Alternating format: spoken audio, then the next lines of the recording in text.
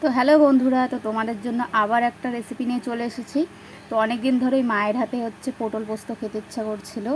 তো মাকে বলেছি আজকে বানাতেই হবে তোমাকে। তো মা এই যে রাতেরবেলা বানাতে বসে গেছে। তো এই যে পটল নিয়ে নিয়েছে। তো এখানে 5টা পটল আছে, 3টা পটল আমি খাবো আর 2টো পটল মা খাবে। তো এখানে পোস্ত দিয়ে করবে। তো এই যে পোস্ত পরিমাণ মতো নিয়ে নিয়েছে, লঙ্কাও নিয়ে নিয়েছে আর শিল নোড়াতে বেটে নেবে। কারণ মিক্সিতে পোস্ত সর্ষে এগুলো তো ভালো মতো করে পেস্ট হয় না। তো এই যে এবার পাটাতে বেটে নিচ্ছে।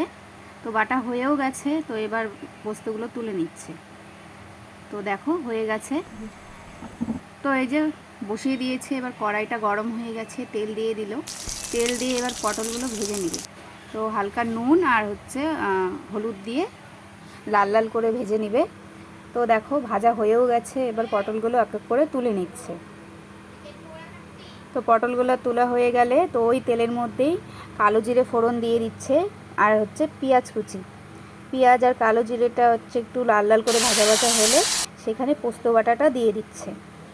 পোস্ত বাটাটা তো তারপরে এখানে পরিমাণ মতো নুন আর হলুদ দিয়ে আর সামান্য চিনিও দিয়ে দিবে স্বাদ মতো, দিয়ে এটাকে তো একটু নাড়াচাড়া করে পটলগুলো দিয়ে দিতে হবে। তো পটলগুলো দিয়েও আবার ভালো মতো কষাতে হবে অনেকক্ষণ।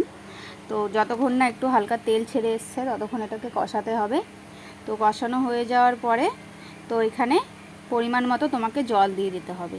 তো জলটা দিয়ে ঢাকনা দিয়ে ঢেকে দিবে যাতে ভালো মতো করে একটু সেদ্ধ হয়ে যায়।